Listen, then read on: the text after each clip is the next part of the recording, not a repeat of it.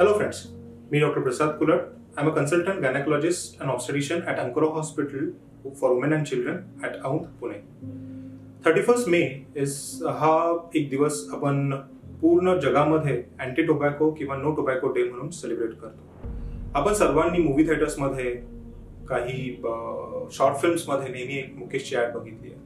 So it's not only related to that की तेवढ्यासाठी तेवढा टार वगैरे जमा होतो. That is the last stage. एवढं सगळं होण्यासाठी जे अगोदरपासून जे चेंजेस होत जातात, कारण तंबाखू किंवा स्मोकिंग या गोष्टी it starts with a single step. या गोष्टींसाठी आपल्याला बऱ्याचशा गोष्टी त्याच्या मागील असतात. स्ट्रेस असणार, तुमच्या कामाचा स्ट्रेस असणार, तुमचे हॅबिट्स असणार, तुमचे फ्रेंड सर्कल, या सगळ्या गोष्टींमुळे ह्याच्यामध्ये बराचसा फरक होतो.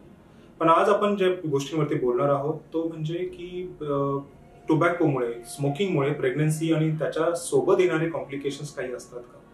कारण बऱ्याच वेळेस दिस इज अ टाइम की ज्या वेळेस आपण त्या गोष्टींवरती विचार करू शकतो. जर आपण त्याच्यापासून परावृत्त होऊ शकलो, आणि there is nothing greater than this pregnancy a reason for quitting tobacco.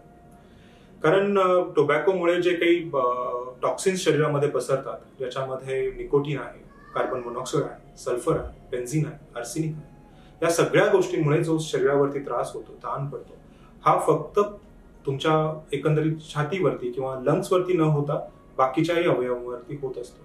तुमच्या रक्तवाहिन्यांवरती होतो.